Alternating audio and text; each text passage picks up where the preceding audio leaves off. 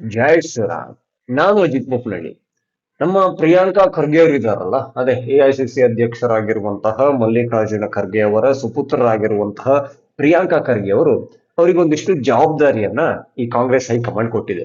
ನೀವು ITBT ನೋಡ್ಕೋಬೇಕು, ಜೊತೆಗೆ ಗ್ರಾಮೀಣಾಭಿವೃದ್ಧಿ, ಪಂಚಾಯತ್ ರಾಜು ಇವೆಲ್ಲವನ್ನು ಕೂಡ ನಿಮ್ಮ ಈ ಹೆಗಲಿಗೆ ಭಾರ ಹಾಕ್ತಾ ಇದ್ದೀವಿ, ತಗೊಂಡು ಹೋಗ್ಬೇಕು ಅಂತ ಹೇಳಿತ್ತು. ಆದ್ರೆ ಆಯಪ್ಪ ಅವರ ಕೆಲಸವನ್ನ ಬಿಟ್ಟು ಬಾಕಿ ಎಲ್ಲ ಕಡೆ, ವಿಶೇಷವಾಗಿ RSS ಯಾಕೆ ಹಾಗಿದೆ, RSS ಯಾಕೆ ಹೀಗಿಲ್ಲ, ಈ ತರದ ಪ್ರಶ್ನೆಗಳನ್ನೇ ಮಾಡಿಕೊಂಡು ಟೈಮ್ ಪಾಸ್ ಮಾಡ್ತಾ ಇದ್ದಾರೆ. ಅವರು ನಿನ್ನೆ ಯಾವುದೋ ಒಂದು ಬುಕ್ ರಿಲೀಸಿಗೆ ಹೋಗಿದ್ರಂತೆ. ಅವರ ಫೇಸ್ಬುಕ್ ಅಕೌಂಟ್ ಅಲ್ಲಿ ಒಂದು ವಿಡಿಯೋವನ್ನ ಹಾಕೊಂಡಿದ್ರು, ಒಂದಿಷ್ಟು ಮಾತಾಡಿದ್ದಾರೆ. ಆ ಮಾತಿಗೆ ನಮ್ಮೊಂದಿಷ್ಟು ಪ್ರಶ್ನೆ ಇರುತ್ತಲ್ಲ, ಅದನ್ನ ಕೇಳೋಣ. ಮೊದಲಿಗೆ ಈಗ ಮಾತಾಡೋಕೆ ನಮ್ಮೆಲ್ಲರ ಪ್ರೀತಿಯ ನಿಮ್ಮ ಪ್ರೀತಿಯ ಎಲ್ಲರ ಪ್ರೀತಿಯ ಯಾರಿಗೋ ಒಂದಿಷ್ಟು ಜನರಿಗೆ ಪ್ರೀತಿಯ ಪ್ರಿಯಾಂಕ ಖರ್ಗೆ ಅವರನ್ನ ವೇದಿಕೆ ಮೇಲೆ ಆಹ್ವಾನ ಮಾಡೋಣ. ಪ್ರಿಯಾಂಕ ಖರ್ಗೆ ಅವರೇ, ಶುರು ಮಾಡಿ. ನಾವು ಗಣೇಶ ಹಬ್ಬ ಮಾಡಿದಾಗ ನಮ್ಮ ಹಿಂದೂ ಸ್ನೇಹಿತರು, ಮುಸ್ಲಿಂ ಸ್ನೇಹಿತರು ಎಲ್ಲರೂ ಕೂಡ ಅಲ್ಲೇ ಪ್ರಸಾದ ಮಾಡ್ತಾ ಇದ್ರಿ, ಅಲ್ಲೇ ಹಂಚ್ತಾ ಇದ್ವಿ. ಅವಾಗ ನಮ್ಗೇನು ಇರಲಿಲ್ಲ. Unfortunately that is not the situation ನಾವು. ಸರ್, ಗಣೇಶನ ಹಬ್ಬ ಅಷ್ಟೇ ಅಲ್ಲ, ಮೊಹರಂ ಕೂಡ ಭಾವೈಕ್ಯತೆ ಇದೆ ಒಂದು ಹಬ್ಬ ಆಗಿತ್ತು. ಆದ್ರೆ ಆ ಭಾವೈಕ್ಯತೆ ಅನ್ನೋದು ಈ ಒನ್ ವೇ ಲವ್ ಸ್ಟೋರಿ ಆಗ್ಬಾರ್ದು. ಸೋದರತ್ವ ಅಥವಾ ಈ ಸೆಕ್ಯುಲರಿಸಂ. ಈಗ ಒನ್ ವೇದಲ್ಲಿ ರೋಡಲ್ಲಿ ಹೋದ್ರೆ ಅಫೆನ್ಸ್, ಅದಕ್ಕೆ ದಂಡ ಹಾಕ್ತಾರೆ, ದಂಡ ಅನ್ನೋ ಶಿಕ್ಷೆ ಆಗುತ್ತೆ. ಆದ್ರೆ ನೀವು ಮಾತ್ರ ಭಾವೈಕ್ಯತೆ ಬಗ್ಗೆ ಮಾತಾಡ್ತಿರಲ್ಲ. ಇದೇ ಗಣೇಶನ ಹಬ್ಬದ ಬಗ್ಗೆ ಮಾತಾಡಿದ್ರಿ. ನಿಮ್ದೇ ಸರ್ಕಾರ ಇತ್ತು, ನಾಗಮಂಗಲದಲ್ಲಿ ಕಲ್ಲು ತೂರಾಟ ಇತ್ತು ಗಣೇಶ ಹಬ್ಬದ ದಿವಸ. ಕಲ್ಲುಗಳು ದೇವಸ್ಥಾನದಿಂದ ಬಂದಿದ್ದ, ಮಸೀದಿಯಿಂದ ಬಂದಿದ್ದ ಕಲ್ಲುಗಳು ಮೂರ್ತಿ ಪೂಜೆಯನ್ನ ಒಪ್ಪೋರು ಮಾಡಿದ್ದ, ಒಪ್ಪದೇ ಇರೋರು ಮಾಡಿದ್ದ. ನೋಡಿ, ಈಗ ರಂಜಾನ್ ಇರ್ಬೋದು ಅಥವಾ ಗಣೇಶ ಹಬ್ಬ ಇರ್ಬೋದು, ರಾಮನವಮಿ ಇರ್ಬೋದು, ಎಷ್ಟು ಟೈಟ್ ಸೆಕ್ಯೂರಿಟಿನಲ್ಲಿ ಸೆಲೆಬ್ರೇಷನ್ಸ್ ಆಗ್ತದೆ. ಮುಂಚೆ ಈಗ ಇರ್ತಾ ಇತ್ತ, ತಾವೇ ಹೇಳಿ 20 ವರ್ಷದ ಹಿಂದೆ, 30 ವರ್ಷದ ಹಿಂದೆ ರಾಮನವಮಿ ಮಾಡ್ಬೇಕಂದ್ರೆ ಎಲ್ಲರೂ ಪಾರ್ಟಿಸಿಪೇಟ್ ಮಾಡ್ತಾ ಇದ್ರಪ್ಪ. ನಮ್ಮ ಕಲಬುರಗಿನಲ್ಲಿ ಆ ರಾಮನವಮಿ ಪ್ರೊಸೆಷನ್ ಯಾವಾಗ್ಲೂ ಕೂಡ ದರ್ಗದ ಮುಂದೆನೆ ಹೋಗ್ತಿತ್ತು. ಯಾವಾಗ್ಲೂ ದರ್ಗಾದವರು ಅವರಿಗೆ ಏನು ಪಾನ್ಕ ಅಥವಾ ಏನಾದ್ರು ಕೊಡ್ತಾ ಇದ್ರು. 20 ವರ್ಷದಿಂದ 30 ವರ್ಷದಿಂದ ಹಾಗಿತ್ತು ಹೀಗಿತ್ತು ಅಂತ ಹೇಳ್ತಿರಲ್ಲ. ಈ ಗೋಧ್ರಾ ಹತ್ಯಾಕಾಂಡ ಅಥವಾ ಗೋಧ್ರಾ ಗಲಭೆ ಅಂತ ಕರೀತಾರಲ್ಲ, ಅದು ಯಾವಾಗ ಆಗಿದ್ದು ಮತ್ತೆ ಯಾಕೆ ಆಗಿದ್ದು? ಕರಸೇವಕರನ್ನ ಅಲ್ಲಿ ಅವರು ಆರಾಧಿಸುವ ದೇವರ ಒಂದು ಸೇವೆಯನ್ನ ಮಾಡಿಕೊಂಡು ತಮ್ಮ ಪಾಡಿಗೆ ತಾವು ಹಾಡು ಭಜನೆ ಜೊತೆಗೆ ರೈಲಲ್ಲಿ ಬರ್ತಾ ಇರೋರನ್ನ ಎಮರ್ಜೆನ್ಸಿ ಚೈನ್ ಅನ್ನ ಎಳೆದು, ಅದು ಸ್ಟೇಷನ್ ಅಲ್ಲ, ಆ ಕಡೆ ಒಂದು ಸಿಟಿನೂ ಅಲ್ಲ ಅನ್ನೋ ಜಾಗದಲ್ಲಿ ನಿಲ್ಲಿಸಲಾಗಿ ಆ ಡೋರ್ಗಳನ್ನ ಶಿಖಂಡಿ ತರ ಲಾಕ್ ಮಾಡಿ ಪೆಟ್ರೋಲ್ ಸುರಿದು ಸುಟ್ಟವರು ಯಾರು, ಯಾಕಾಗಿ, ಅದು ಯಾವಾಗ ಆಗಿದ್ದು? 20 ವರ್ಷನೋ 30 ವರ್ಷದ ಕತೆ ಹೇಳ್ತಿರಲ್ಲ. ಇದರ ಬಗ್ಗೆ ಹೇಳ್ತಾ ಹೋದ್ರೆ ನಿಮ್ಮ ಕುಟುಂಬದ ಬುಡದ್ದೇ ಒಂದು ಉದಾಹರಣೆ ಸಿಗುತ್ತೆ. ಅದು ಬೇಕಾ ನಿಮ್ಗೆ? ಇತ್ತೀಚೆಗೆ ದರ್ಗಾಗಳನ್ನ ನೀವು ಕವರ್ ಮಾಡ್ಬೇಕಾಗಿದೆ. ಅದೇ ರೂಟಲ್ಲಿ ಹೋಗ್ಬೇಕು ಅಂತಾರೆ ಎಲ್ಲರೂ.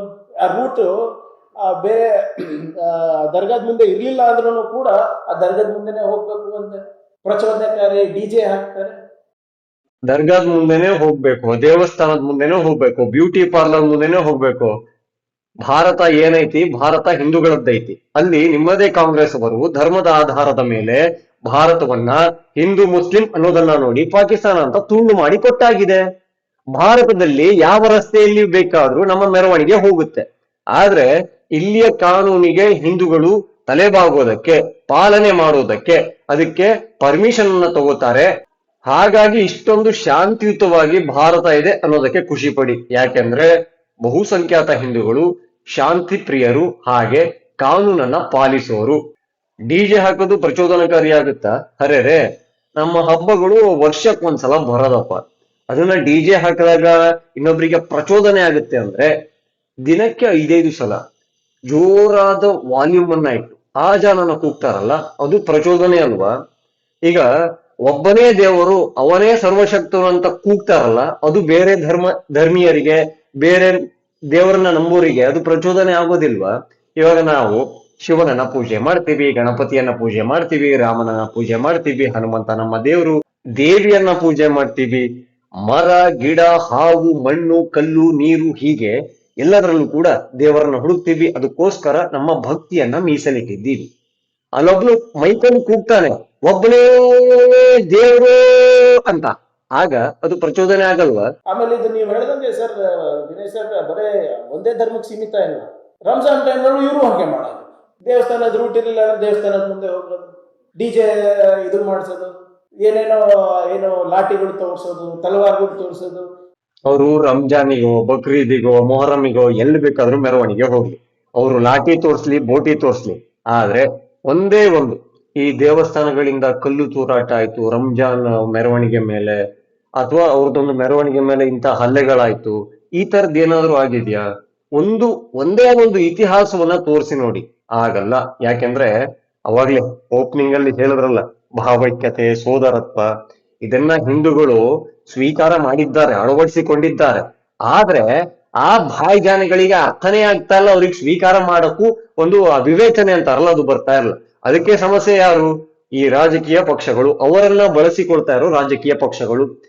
ಈ ಸಾಮರಸ್ಯ ಅಥವಾ ಈ ಸೆಕ್ಯುಲರ್ ಮನಸ್ಥಿತಿ ಇದೆಯಲ್ಲ, ಅದನ್ನ ತುಂಬಬೇಕಿತ್ತು. ನಿಮ್ಮ ಮಾತುಗಳು ಭಾಷಣದಲ್ಲಿ ಚಂದ ಇರುತ್ತೆ, ಆದ್ರೆ ಪ್ರಾಕ್ಟಿಕಲ್ ಆಗಿ ಅವರಿಗೆ ಶಿಕ್ಷಣ ಏನು ಹೋಗ್ತಾ ಇದೆ, ಅವರಿಗೆ ಏನನ್ನ ತಲೆಗೆ ತುಂಬಲಾಗ್ತಾ ಇದೆ, ಇದನ್ನ ಯಾವಾಗಾದ್ರೂ ಆಲೋಚನೆ ಮಾಡಿದೀರಾ? ಖಂಡಿತ ಇಲ್ಲ. ಯಾಕಂದ್ರೆ ಡಾಕ್ಟರ್ ಬಾಬಾ ಸಾಹೇಬ್ ಅಂಬೇಡ್ಕರ್ ಅವರು ಬಹಳ ಸ್ಪಷ್ಟವಾಗಿ ಹೇಳ್ತಾರೆ, religion is for man and not man for religion. Baba Saheb Ambedkar ಅವರ ಹೆಸರನ್ನ ಹೇಳದೇ ಇದ್ರೆ ಸಾಕಷ್ಟು ರಾಜಕಾರಣಿಗಳಿಗೆ ಅವ್ರ ರಾಜಕೀಯವನ್ನ ಮಾಡೋಕೆ ಆಗೋದಿಲ್ಲ, ಅದರಲ್ಲಿ ನೀವು ಕೂಡ ಒಬ್ರು. ಹಾಗಿದ್ರೆ ಅಂಬೇಡ್ಕರ್ ಅವರ ಹೇಳಿಕೆಗಳನ್ನ ಎಲ್ಲವನ್ನು ಪಾಲಿಸ್ತೀರಾ? ಆಗುತ್ತಾ ನಿಮ್ಮ ಹತ್ರ? ಅವರ ಆಯ್ದ ಹೇಳಿಕೆಗಳನ್ನ ತರುವುದಂತೆ, ಒಂದು ಜಾತಿಗೆ ಸೀಮಿತ ಮಾಡುವುದಂತೆ, ಅದರಿಂದ ಲಾಭವನ್ನ ಪಡೆಯೋದಂತೆ. ಯಾಕೆ? ಅಂಬೇಡ್ಕರ್ ಅವರು ಇಡೀ ಭಾರತಕ್ಕೆ ಅನ್ವಯ ಆಗೋದಿಲ್ವಾ? ಮೇಲ್ಜಾತಿಯವರಿಗೆ ಅವರು ಏನು ಕೊಟ್ಟೇ ಇಲ್ವಾ? ಅವರು ಕೊಟ್ಟಿದ್ದರು. ಆ ಸಂವಿಧಾನ ಅಷ್ಟೊಂದು ತೂಕಬದ್ಧವಾಗಿರೋದಕ್ಕೆ ಭಾರತ ಇಷ್ಟೊಂದು ಗಟ್ಟಿಯಾಗಿದೆ. ಆದ್ರೆ ನಿಮ್ಮಂತ ಅಂಬೇಡ್ಕರ್ ಹೆಸರನ್ನ ಬಳಸ್ಕೊಂಡು ಬದುಕ್ತಾ ಇರೋ ಪ್ಯಾರಾಸೈಟ್ಗಳು, ಪರಾವಲಂಬಿ ಜೀವಿಗಳು ಏನಿದಾರಲ್ಲ, ಅವರ ಆಯ್ದ ಹೇಳಿಕೆಗಳನ್ನ ತಗೋತೀರ. ಇದೇ ಅಂಬೇಡ್ಕರ್ ಅವರು ಹೇಳಿದ್ರು, ಈ ಭಾರತ ಪಾರ್ಟಿಷನ್ ಆಯ್ತಲ್ಲ, ಮುಸ್ಲಿಮರು ಕೆಲವರು ಭಾರತದೊಳಗೆ ಇದ್ರಲ್ಲ, ಅವ್ರು ಯಾವತ್ತೂ ಭಾರತಕ್ಕೆ ನಿಷ್ಠರಾಗಿ ಇರೋದಿಲ್ಲ, ಭಾರತವನ್ನ ಒಂದು ಜಿಹಾದಿ ರಾಷ್ಟ್ರ ಮಾಡಕ್ಕೆ ನೋಡ್ತಾರೆ ಅಂತ ಅಂಬೇಡ್ಕರ್ ಅವರು ಹೇಳಿದ್ರು. ಇದನ್ನ ಯಾಕೆ ಯಾವ ಸಭೆ ಸಮಾರಂಭದಲ್ಲಿ ಮೈಕ್ ಎದುರಲ್ಲಿ ಕ್ಯಾಮ್ರಾ ಮುಂದೆ ಹೇಳೋದೇ ಇಲ್ಲ ನೀವು? ಅಂಬೇಡ್ಕರ್ ಹೇಳಿಕೆಯನ್ನ ನೀವು ಹೇಳುವಂತವರು, ಅವರ ಸಿದ್ಧಾಂತವನ್ನ ಅವರ ಮಾತನ್ನ ಪಾಲನೆ ಮಾಡುವಂತವರು ಎಲ್ಲವನ್ನ ಹೇಳ್ಬೇಕಲ್ಲ. ನನಗೆ ಆಶ್ಚರ್ಯ ಆಗುತ್ತೆ, ನಾವು ಹೆಡ್ಲೈನ್ಗಳು ನೋಡ್ತಾ ಇದ್ದಾಗ ಇಡೀ ದೇಶದಲ್ಲಿ, ಇಡೀ ವಿಶ್ವದಲ್ಲಿ ಆರ್ಟಿಫಿಷಿಯಲ್ ಇಂಟೆಲಿಜೆನ್ಸ್ ಬಗ್ಗೆ ಮಾತನಾಡ್ತಾ ಇದ್ದೇವೆ, ನಾವು ಔರಂಗಜೇಬಿನ ಸಮಾಧಿ ಬಗ್ಗೆ ಮಾತನಾಡ್ತಾ ಇದ್ದೀವಿ. 200 ವರ್ಷದಿಂದ ನಾಗ್ಪುರ್ನಲ್ಲಿ ಇದೆ ಅಂತೆ, ಅದು ಕಿತ್ತು ಬಿಸಾಕ್ಬೇಕಂತೆ. ಮಾಡಿದವ್ನು ಮಾಡಿ ಹೋದ, ಸತ್ತು ಹೋದ, ಸಮಾಧಿ ಇದೆ, 200-300 ವರ್ಷದಿಂದ ನಡೀತಾನೇ ಇದೆ. ಈಗ ಜ್ಞಾನೋದಯ ಅವ್ರಿಗೆ ತೆಗಿಬೇಕು ಅಂತ. ಔರಂಗಜೇಬನ್ ಬಗ್ಗೆ ಯಾಕಿಷ್ಟು ಪ್ರೀತಿ ಅಂತ ಇನ್ನೂ ಅರ್ಥ ಆಗಿಲ್ಲ. ಫಸ್ಟ್ ಆಫ್ ಆಲ್ ಅವನ ಇತಿಹಾಸವನ್ನ ನೀವು ಕೇಳ್ಬೇಕಾಗತ್ತೆ. ಔರಂಗಜೇಬ ಯಾರು? ಮೊಘಲ್ ದೊರೆ ಆಗಿದ್ದ. ಅವನ ಅಪ್ಪನ ಮನೆ ಭಾರತ ಅಲ್ಲ, ಅವನೊಬ್ಬ ದಾಳಿಕೋರ. ಅಲ್ಲಿ ಇಲ್ಲಿ ಗಲಾಟೆ ಮಾಡ್ಕೊಂಡು ಯುದ್ಧ ಮಾಡ್ಕೊಂಡು ಇಲ್ಲಿಗೆ ಬಂದ. ಹಾಗೆ ಅವನು ನಮ್ಮ ಹಿಂದೂ ದೇವಸ್ಥಾನಗಳನ್ನ ಧ್ವಂಸ ಮಾಡಿದ ಈ ದಾಳಿಕೋರ, ಜೊತೆಗೆ ಇಲ್ಲಿ ಹಿಂದೂಗಳ ಮಾರಣ ಹೋಮಕ್ಕೆ ಕಾರಣವಾದವನು. ಅಂದ್ರೆ ಇಸ್ಲಾಮಿಗೆ ಬಲವಂತದ ಮತಾಂತರಕ್ಕೆ ಅವನು ತುಂಬಾ ಪ್ರಯತ್ನ ಮಾಡಿದ್ದ. ಆದ್ರೆ ಮರಾಠ ಸಾಮ್ರಾಜ್ಯ ಅವರಿಗೆ ಗೊಕ್ ಗೊಕ್ ಗೊಕ್ ಗೊಕ್ ಅಂತ ಇಟ್ಟು ಕಳಿಸಿತ್ತು. ಸೊ ಅಂಥವನ ಸಮಾಧಿಗೆ ಇಲ್ಲಿ ಯಾಕೆ ಪ್ರಾಮುಖ್ಯತೆ? ಇದೇ ಪ್ರಾಮುಖ್ಯತೆಯನ್ನ ಸಮಾಧಿ ವಿಚಾರಕ್ಕೆ ಮಾತಾಡೋದಾದ್ರೆ ಅಂಬೇಡ್ಕರ್ ಅವರ ಸಮಾಧಿ ವಿಚಾರಕ್ಕೆ ಮಾತಾಡ್ಬೋದಲ್ಲ. ಕಾಂಗ್ರೆಸ್ ಏನೆಲ್ಲ ಅನ್ಯಾಯ ಮಾಡಿದೆ, ಕಾಂಗ್ರೆಸ್ನ ಗಾಂಧಿ ಫ್ಯಾಮಿಲಿಯ ದಿವಂಗತರೆಲ್ಲರ ಸಮಾಧಿಗಳು ಹೇಗಿದೆ, ಅಂಬೇಡ್ಕರ್ ಅವರ ಸಮಾಧಿಗೆ ಜಾಗ ಕೊಟ್ಟಿರೋ ಒಂದು ಕತೆ ಹೇಗಿದೆ, ಇದನ್ನು ಕೂಡ ವೇದಿಕೆ ಮೇಲೆ ಹಂಚ್ಕೋಬಹುದಲ್ಲ ನೀವು, ಅಂಬೇಡ್ಕರ್ ಅವರ ಕಟ್ಟರ್ ಅನುಯಾಯಿಯಾಗಿ. 30 ಜನ ನಾಗ್ಪುರ್ನಲ್ಲಿ ಯಾರೋ ಒಬ್ರು ಸೋಷಿಯಲ್ ಮೀಡಿಯಾದಲ್ಲಿ ರೀಲ್ ಮಾಡ್ತಾರೆ, ಅದಕ್ಕೆ ಇವರು ಎಲ್ಲರೂ ಒಂದಾಗ್ತಾರೆ, ಫೇಸ್ಬುಕ್ ನಲ್ಲಿ ಹಾಕ್ತಾರೆ, ಮತ್ತೆ ಅದಕ್ಕೆ ಒಂದಾಗ್ತಾರೆ, ಮತ್ತೆ ಹೋಗಿ ಅದು ಆನ್ಲೈನ್ ಇರೋ ಜಗಳ ಆಫ್ಲೈನ್ ತರ್ತಾರೆ. ಆನ್ಲೈನ್ ಇಂದ ಆಫ್ಲೈನ್ ಆದ ಜಗಳ ಬಗ್ಗೆ ನಾವು ಹೇಳ್ತಾ ಹೋಗೋದ. ಹುಬ್ಬಳ್ಳಿಯಲ್ಲಿ ಒಂದು ದೊಡ್ಡ ಗಲಾಟೆ ಆಯ್ತಲ್ಲ, ಅಲ್ಲಿ ಸಂತ್ರಸ್ತರು ಯಾರಾಗಿದ್ರು? ಪೊಲೀಸರೇ ಆಗಿದ್ರು. ಅದು ಶುರುವಾಗಿದ್ದಲ್ಲಿ ಅಂತ ಮೂಲ ಹುಡುಕ್ತಾ ಹೋದ್ರೆ ಇದೇ ಆನ್ಲೈನ್ ಸಿಗುತ್ತೆ. ಹಾಗೆ ಈ ಕಾಂಗ್ರೆಸ್ನ ದಲಿತ ಶಾಸಕರಾಗಿದ್ದ ಅಖಂಡ ಶ್ರೀನಿವಾಸ್ ಅವರ ಮನೆಯನ್ನು ಸುಟ್ಟು ಹಾಕ್ಲಾಯ್ತಲ್ಲ, ಅದು ಎಲ್ಲಿಂದ ಶುರುವಾಗಿದ್ದು? ಆನ್ಲೈನ್ ಅನ್ನೇ ಶುರುವಾಗಿದ್ದು. ಅವ್ರಿಗೆ ಯಾರೋ ಅವ್ರು ನೇರವಾಗಿ ಕಮೆಂಟ್ ಹಾಕಿದ್ದಲ್ಲ, ಅವ್ರ ಸಂಬಂಧಿ ಒಬ್ಬ ಕಮೆಂಟ್ ಹಾಕಿದ್ನಂತೆ. ಹಾಗಾಗಿ ಒಂದು ವರ್ಗದ ಜನರಿಗೆ ಬೇಜಾರಾಯ್ತಂತೆ, ಅವರ ಮನೆಗೆ ಬೆಂಕಿ ಇಟ್ರಂತೆ. ಶುರುವಾಗಿದ್ದೆಲ್ಲಿಂದ? ಆನ್ಲೈನ್ ಇಂದ. ಎಂಡ್ ಆಗಿದ್ದೆಲ್ಲಿ? ಆಫ್ಲೈನ್ ಅಲ್ಲಿ. ಹೆಂಗಾಗ್ತದೆ ನನಗೆ, ನಾನು ಒಂದು ಕಮ್ಯುನಿಟಿ ಟಾಯ್ಲೆಟ್ಸ್ ಅಂತ ಮಹಿಳೆಯರಿಗೆ ನಾನು ಕಟ್ಟಿಸ್ತಾ ಇದ್ದೀನಿ ನಮ್ಮ ಇದರಲ್ಲಿ. ಇನ್ನು ಟಾಯ್ಲೆಟ್ ಅನ್ನ ಕಟ್ಸೋ ಹಂತದಲ್ಲೇ ಇದ್ದೀರಾ? ಅರೆ ರೇ ರೇ ರೇ. ಅಲ್ಲ ಪಾಪ, ಮೋದಿ ಅವರು 10-12 ವರ್ಷದ ಹಿಂದೆನೆ ಸ್ವಚ್ಛ ಭಾರತ ಅಭಿಯಾನ ಅಂತ ಕೋಟಿ ಕೋಟಿ ಟಾಯ್ಲೆಟ್ ಅನ್ನ ಇಡೀ ಇಂಡಿಯಾಕ್ಕೆ ಕಟ್ಟಿಸುವಂತೆ ಎಲ್ಲಾ ಕಡೆಗಳಲ್ಲಿ ಸೂಚನೆ ಕೊಟ್ರು. ಸೂಚನೆ ಅಷ್ಟೇ ಕೊಟ್ಟಿಲ್ಲ, ರೂಚನೆ ಕೂಡ ಕೊಟ್ರು. ಸೊ ಇನ್ನು ಕಲಬುರ್ಗಿಲಿ ಸಾರ್ವಜನಿಕ ಟಾಯ್ಲೆಟ್ಗಳು ಸಾಕಷ್ಟು ಇಲ್ವಾ? ಏನ್ ಆಡ್ತಾ ಇದ್ದೀರಾ? ಅಲ್ಲ, ರಾಹುಲ್ ಗಾಂಧಿ ಅವರಿಗಿಂತ ಸೀನಿಯರು ನಿಮ್ಮ ಅಪ್ಪಾಜಿ. ಅವರು ಕಲಬುರ್ಗಿಯನ್ನ ಒಂಥರ ಕಿಂಗ್ಡಮ್ ಅಂತ ಮಾಡ್ಕೊಂಡಿದ್ದಾರೆ. ನೀವು ಕೂಡ ಕಲಬುರ್ಗಿಯವರು, ಚಿತ್ತಾಪುರ ಶಾಸಕರು, ಜೊತೆಗೆ ಸಚಿವರು, ಅಲ್ಲಿ ಸಂಸದರು ಬಂದ್ಬಿಟ್ರು ರಾಧಾಕೃಷ್ಣ ಅವರು, ನಿಮ್ಮದೇ ಕುಟುಂಬದವರು, ಅಂದ್ರೆ ನೆಂಟ್ರು. ಆದ್ರೂ ಕೂಡ ಇನ್ನು ಟಾಯ್ಲೆಟ್ ಅನ್ನ ಕಟ್ಟಿಸ್ತಾ ಇದ್ದೀರಾ? ನಮ್ಮ ಕಲ್ಯಾಣ ಕರ್ನಾಟಕ ಭಾಗದಲ್ಲಿ ಸಾಮೂಹಿಕ ಶೌಚಾಲಯ ಒಂದು 30 ಲಕ್ಷಕ್ಕೆ ಒಂದು ಯೂನಿಟ್, ಒಂದು 10 ಯೂನಿಟ್ಸ್ ಬರುತ್ತೆ.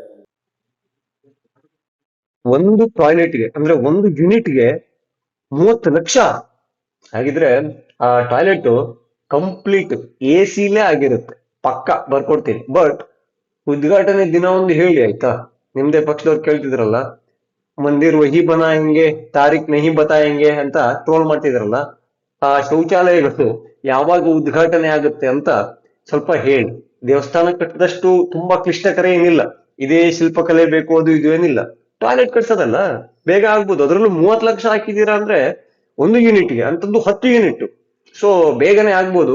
ತಾರೀಖ್ ಒಂದು ಹೇಳಿ ಆಯ್ತಾ? ನಮ್ಮ ಮನೆ ಹೆಣ್ಮಕ್ಳು ಬಯಲಿಗೆ ಹೋಗ್ತಾ ಇದ್ದಾರೆ, ಅದ್ರ ಬಗ್ಗೆ ಕಾಳಜಿ ಇಲ್ಲ ಜನರಿಗೆ. ನಮ್ಮ ಮನೆ ಹೆಣ್ಮಕ್ಳು ಬಯಲಿಗೆ ಹೋಗ್ತಾ ಇದಾರಂದ್ರೆ ಅಂದ್ರೆ ಅದನ್ನ ತಪ್ಸಕ್ಕೆ ಅಂತಾನೆ ಆ ಜನರು ಕಾಳಜಿ ಇಟ್ಕೊಂಡು ಓಟನ್ನ ಹಾಕಿರ್ತಾರೆ. ಓಟಿಂದ ಗೆದ್ದವರು ಟಾಯ್ಲೆಟ್ ಅಲ್ವಾ, ಮಾಡ್ತೀನಿ 30 ಲಕ್ಷದಲ್ಲಿ ಮಾಡಿಸ್ತೀನಿ ನೋಡ್ತಾ ಇರೋ ಅಂತ ಹೇಳಿ ಹೇಳಿ ಕಾಗೆ ಹಾರಿಸಿ ಹಾರಿಸಿ ಅವರು ರಾಜಕೀಯದಲ್ಲಿ ಒಂದು ಜಾಂಡವನ್ನ ಹುಡ್ಕೊಂಡಿರ್ತಾರೆ. ಬಟ್ ಜನರಿಗೇನು, ಅವರು ಇಲೆಕ್ಷನ್ ಬಂದಾಗ ಒಂಚೂರು ಕೈ ಬಿಸಿ ಮಾಡಿದ್ರೆ, ಜೇಬನ್ನ ಭಾರ ಮಾಡಿದ್ರೆ ಮುಗೀತಲ್ಲ. ಗ್ಯಾರಂಟಿಗಳನ್ನ ಘೋಷಣೆ ಮಾಡ್ಬಿಟ್ರೆ ಲೇಡೀಸ್ ಕೂಡ ಖುಷಿ ಆಗ್ತಾರಲ್ಲ. ಟಾಯ್ಲೆಟ್, ಟಾಯ್ಲೆಟ್ ಎಲ್ಲ ಯಾರಿಗ್ ಬೇಕು? ಕೊಡ್ತಾ ಇಲ್ವಾ 2,000? ಈ ಗೃಹಲಕ್ಷ್ಮಿ ದುಡ್ಡಿಂದ ಫ್ರಿಡ್ಜ್ ಅನ್ನ ಖರೀದಿ ಮಾಡಿದ ಮಹಿಳೆ, ಗಂಡನಿಗೆ ಬೈಕ್ ಕೊಡಿಸಿದ ಮಹಿಳೆ, ಮಗನಿಗೆ ಲ್ಯಾಪ್ಟಾಪ್ ಕೊಡಿಸಿದ ಮಹಿಳೆ, ಈ ತರ ಎಲ್ಲ ಇರುತ್ತಲ್ಲ. ಅದರಿಂದನೇ ಲೇಡೀಸು ಗೃಹಲಕ್ಷ್ಮಿ ಹಣವನ್ನ ಕಟ್ಟಿ ಕಟ್ಟಿ ಕಲಬುರಗಿಯಲ್ಲಿ ಒಂದು ಕಕ್ಕಸ ಕಾಣೆಯನ್ನ ಕಟ್ಟಿಕೊಂಡ ಮಹಿಳೆ ಅಂತ ನಾಳೆ ನ್ಯೂಸ್ ಆದ್ರೂ ಆಗ್ಬೋದೇನೋ. ಇದು ಹೆಣ್ಮಕ್ಳು ಆಲೋಚನೆ ಮಾಡ್ಬೇಕಲ್ಲ. ಯಾಕೆ ಸಮಾಜಕ್ಕೆ ಅವಮಾನ ಆಗಿದೆ, ಧರ್ಮಕ್ಕೆ ಅವಮಾನ ಆಗಿದೆ ಅಂತ ನಮ್ಮ ಮಹಿಳೆಯರು ಬಯಲಿಗೆ ಹೋದಾಗ ಅವಮಾನ ಆಗಲ್ವಾ ಸಮಾಜಕ್ಕೆ? ಅವಾಗ ನಮ್ಮ ಮನೆ ಗೌರವ ಇಲ್ವಾ, ನಮ್ಮ ಧರ್ಮದ ಗೌರವ ಇಲ್ವಾ? ಅದ್ರ ಬಗ್ಗೆ ನೀವೇ ಆಲೋಚನೆ ಮಾಡ್ಬೇಕು ಪ್ರಿಯಾಂಕಾ ಖರ್ಗೆ ಅವರೇ. ನೀವು ಭಾಷಣದಲ್ಲಿ ಕಲಬುರ್ಗಿ ಅಂತ ಮೆನ್ಷನ್ ಮಾಡಿದ್ದಕ್ಕೆ ಹೇಳ್ತಾ ಇದ್ದೀನಿ. ಅಲ್ಲಿಯ ಶಿಕ್ಷಣದ ಗುಣಮಟ್ಟ, ಅಲ್ಲಿಯ ಅಭಿವೃದ್ಧಿ ಆಗಿರ್ಬೋದು, ಎಲ್ಲವೂ ಕೂಡ ಅಂಕಿ ಅಂಶಗಳು ಇದಾವೆ. ಅಂಡ್ ನಿಮ್ಮ ಎದುರುಗಡೆನೆ ಹೀಗೆ ಇಡಬಹುದು. ಆದ್ರೆ ನಿಮ್ಮ ಚಿಂತೆಗಳು ಏನು? RSS ನ ಬ್ಯಾನ್ ಮಾಡಬೇಕು, RSS ರಿಜಿಸ್ಟರ್ ಆಗ್ಬೇಕು, RSS ಗೆ ಒಂದು ಮೂಗುದಾರ ಹಾಕ್ಬೇಕು. ಬಾಯಿ ತೆಗೆದ್ರೆ RSS. ಏನ್ ರಾಹುಲ್ ಗಾಂಧಿ ಅವ್ರು ಏನಾದ್ರು ಹೇಳಿದಾರ? ಸಿದ್ದರಾಮಯ್ಯ ಅವರು ಆದ್ಮೇಲೆ ನಿಮ್ಮನ್ನೇ CM ಮಾಡ್ತೀವಿ, ದಲಿತ CM ಮಾಡಿರೋ ಒಂದು ಪಟ್ಟ ನಮ್ಮ ಕಾಂಗ್ರೆಸ್ಗೆ ಬಂದ್ಬಿಡ್ಲಿ, ಅದರಿಂದ ಮತ್ತೊಂದಿಷ್ಟು ನಮ್ಗೆ ವೋಟ್ಗಳು ಲಾಭ ಆದ್ರೂ ಆಗ್ಬೋದು, ಈ ತರ ಏನಾದ್ರು ಹೇಳಿದಾರ? ಹಾಗಾಗಿ ನಿಮ್ಮ ಕೆಲ್ಸ ಕಾರ್ಯ ಎಲ್ಲವನ್ನ ಬಿಟ್ಟು RSS ಇಂದ ಬಿದ್ದಿದ್ದೀರಾ, ಬೀಳಿ. RSS ಹಿಂದೆ ಓಡಿ. RSS ಸಿಕ್ಕಾಪಟ್ಟೆ ದೂರ ಇದೆ, ಬಟ್ ನೀವು ಓಡಿ. ಒಂದಲ್ಲ ಒಂದ್ ದಿವ್ಸ ಅದ್ರ ಹತ್ರ ಹೋಗುವ ಒಂದು ಅವಕಾಶ ಅಲ್ಲ, ಅದು ಯೋಗ ನಿಮಗೆ ಬಂದ್ರು ಬರಬಹುದೇನೋ. ಅದರ ಜೊತೆಗೆ ನಿಮ್ಮ ಕ್ಷೇತ್ರವನ್ನ ಉದ್ಧಾರ ಮಾಡುವಂತಹ ಒಂದು ಆಲೋಚನೆಯನ್ನ ಮಾಡಿ, ಕಲಬುರಗಿ ಯಾಕೆ ಹಿಂದುಳಿದಿದೆ, ಅಲ್ಲಿ ಸಮಸ್ಯೆ ಏನಿದೆ ಅದನ್ನ ಪರಾಮರಿಸಿ ನೋಡಿ. ಅದಾದ್ಮೇಲೆ ಈ ತರ ಖಾಲಿ ಪುಕ್ಕಡೆ ಭಾಷಣಗಳನ್ನ ಬೇಜಾನ್ ಮಾಡಿ. ಜೈ ಶ್ರೀರಾಮ್.